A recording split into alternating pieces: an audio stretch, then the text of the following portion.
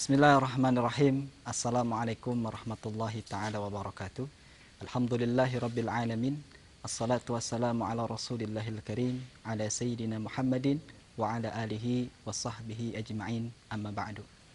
Ibadallah rahimani wa rahimakumullah. Setiap ibadah yang diwajibkan maupun yang disunnahkan tentu memiliki keutamaan sendiri-sendiri. Ya, ibadah salat, ibadah haji, umrah, termasuk di dalamnya ada sedekah atau infak juga memiliki keutamaan tersendiri. Ada banyak keutamaan yang diberikan oleh Allah Subhanahu wa taala kepada hamba-hambanya yang menjalankan ibadah baik itu wajib maupun sunnah. Ibadah Allah rahimani wa rahimakumullah, salah satu ibadah yang luar biasa adalah sedekah. Bagaimana kemudian Allah Subhanahu wa taala menggambarkan ada seseorang di dalam detik-detik sakaratul mautnya meminta kepada Allah agar diberikan waktu tenggang dari kematiannya hanya untuk bersedekah. Misalnya bisa kita dapatkan dalam Quran surat Al-Munafiqun ayat 10. Faqala ta'ala, a'udzu billahi minasyaitonir rajim. Bismillahirrahmanirrahim. Wa anfiqu mimma razaqnakum min qabli ay ya'tiya ahadakumul maut. Fayaqula rabbi laula akhartani ila ajalin qarib fa asaddaqa wa akum minas salihin. Jadi dalam ayat ini disebutkan bahwasanya kita disuruh oleh Allah Subhanahu wa taala untuk berinfak. Wa anfiqu mimma razaqnakum, dari rezeki yang telah Allah berikan kepada kita. Min qabli ay ya'tiya ahadakumul maut, sebelum datang kematian menghampiri kita. Kemudian ada yang berkata fayaqula rabbi, di dalam detik-detik sakaratul mautnya mereka mengatakan, ya Rabb, laula akhartani ila ajalin qarib. Andai saja ya Rabb, engkau berikan waktu tenggang beberapa saat saja daripada waktu yang telah ditentukan dari sakaratul maut, maka apa yang dilakukan? Mereka meminta agar ditenggangkan waktunya bukan untuk salat, bukan untuk melakukan ibadah-ibadah yang lain, tetapi Masya Allah, yang mereka akan lakukan adalah fa'asaddaqa, mereka akan bersedekah. Kenapa bersedekah? Karena dibuktikan bahwasanya dengan ibadah sedekah orang mampu menjadikan pahala berlipat ganda.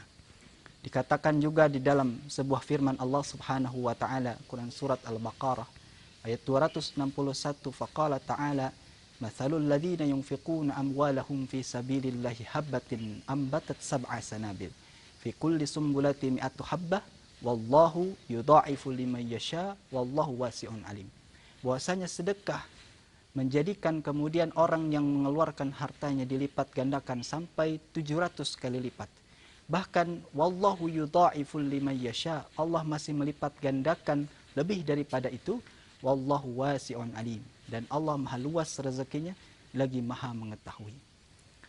Ibadallah rahimani wa rahimakumullah, ada sebuah kisah yang menarik ketika Rasulullah SAW mengabarkan bahwasanya di antara salah satu sahabat Rasulullah yang dijamin oleh Allah dan Rasulnya surga, yaitu Sayyidina Abdurrahman bin Auf, bahwasanya beliau akan masuk surga terakhir karena saking banyaknya harta yang beliau miliki. Maka tatkala mendengar hadis ini, Sayyidina Abdurrahman bin Auf berpikir, bagaimana caranya agar aku kembali miskin? Subhanallah. Jadi begitulah zuhudnya para sahabat. Tidak, mereka diberikan amanah oleh Allah berupa harta, tapi mereka tidak pernah mencintai harta kecuali untuk digunakan di jalan Allah Subhanahu wa taala, termasuk Sayyidina Abdurrahman bin Auf. Tatkala perang Tabuk selesai, maka kurma-kurma yang ditinggalkan oleh para sahabat menjadi busuk. Maka tatkala mendengar kabar ini, Sayyidina Abdurrahman bin Auf terfikirkan, inilah caranya agar aku bisa menjadi miskin. Maka semua aset-aset yang dipunyai oleh Sayyidina Abdurrahman bin Auf ia jual. Kemudian uang yang dipakai digunakan untuk membeli kurma-kurma busuk yang dimiliki oleh sahabat tadi. Masya Allah, ketika membeli kurma busuk dari para sahabatnya itu, pertama Sayyidina Abdurrahman bin Auf mengukur kurma yang busuk itu seperti kurma yang bagus. Jadi membeli dengan harga yang bagus dan dilipat gandakan menjadi 2 kali lipat. Sehingga para sahabat yang menjual kurmanya kepada Sayyidina Abdurrahman bin Auf merasa senang. Dan ternyata Sayyidina Abdurrahman bin Auf juga merasa senang karena ternyata kembali miskin. Subhanallah. Inilah karakter yang diajarkan oleh Rasulullah SAW, bahwasanya tidak terlalu cinta kepada dunia, tidak menjadikan dunia sebagai tujuan, dan kekayaan yang dipunya itu adalah amanah. Dan Masya Allah, kalau kita memiliki harta kemudian goyang sedikit usaha kita, ya rugi sedikit, langsung kita mengeluh kepada Allah, bahkan kita seuzon kepada Allah. Tetapi Sayyidina Abdurrahman bin Auf malah senang, dan ternyata berharap bahwasanya dengan kemiskinan yang ia dapatkan itu menjadikan sebab ia masuk surga lebih awal. Namun apa yang terjadi setelah beberapa saat itu, datanglah utusan daripada kerajaan Yaman yang menyebutkan bahwasanya penduduk Yaman mengalami penyakit wabah, dan ternyata obatnya adalah kurma busuk. Subhanallah. Jadi ketika utusan daripada kerajaan Yaman itu mencari kurma busuk di Madinah pada waktu itu, tidak ketemu. Karena para sahabat menyatakan bahwasanya kurma busuk itu telah dibeli oleh Sayyidina Abdurrahman bin Auf. Dan ketika ditemui, maka Masya Allah, inilah rencana Allah Subhanahu wa Ta'ala. Utusan dari Yaman itu berniat membeli kurma busuk dari Sayyidina Abdurrahman bin Auf dengan 10 kali lipat harganya. Masya Allah. Itulah rencana Allah Subhanahu wa Ta'ala.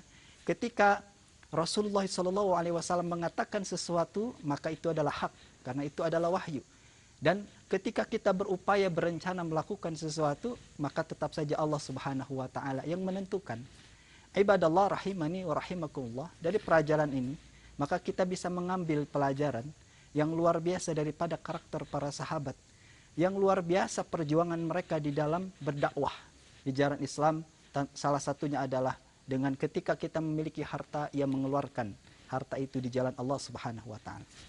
Ibadallah, salah satu kisah lagi yang luar biasa. Ketika Rasulullah SAW mengumumkan kepada para sahabat bahwasanya Islam membutuhkan harta yang banyak untuk perjuangan, maka ini menjadi salah satu kesempatan Sayyidina Umar bin Khattab radhiyallahu an. Maka beliau berpikir, inilah salah satu kesempatan saya untuk mengalahkan dalam tanda petik Sayyidina Abu Bakar As-Siddiq.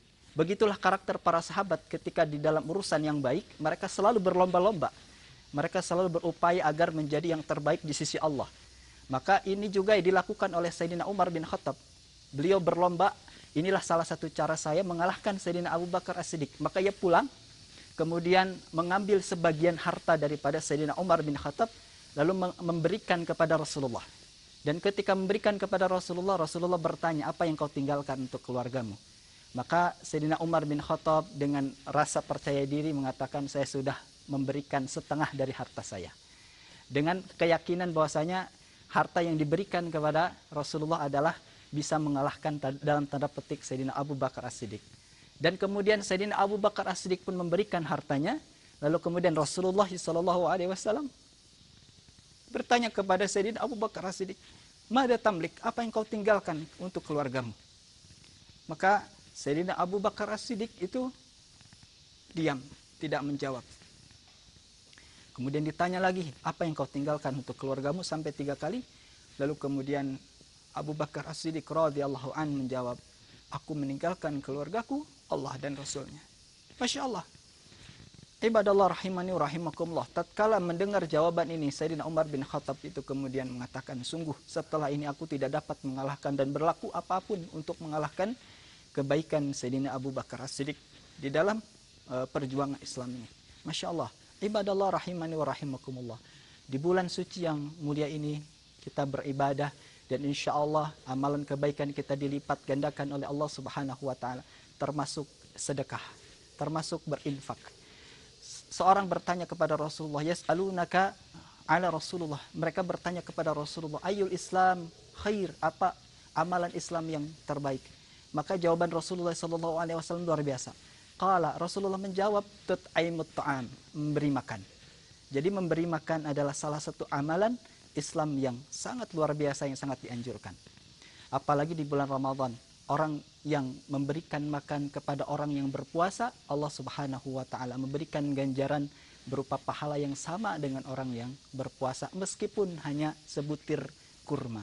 Apalagi kemudian kita dengan ikhlas, dengan rela, bergotong royong untuk saling menguatkan ekonomi Islam ini dengan bersedekah, dengan berinfak ataupun berzakat. Masya Allah. Ibadallah rahimani wa rahimakumullah. Artinya kita haruslah kemudian memberikan motivasi kepada diri kita. Sebagaimana kita yakin bahwasanya Allah Subhanahu wa taala akan melipat gandakan sedekah kita, dan disebutkan bahwasanya sedekah itu adalah burhan. Kenapa? Karena ketika kita yakin kepada Allah, Allah akan membalas kebaikan kita, maka seyakin itu pula kita akan mengeluarkan harta itu yang terbaik di jalan Allah Subhanahu wa taala. Wallahu a'lam bissawab. Hadanallahu wa iyyakum ajma'in. Wassalamualaikum warahmatullahi wabarakatuh.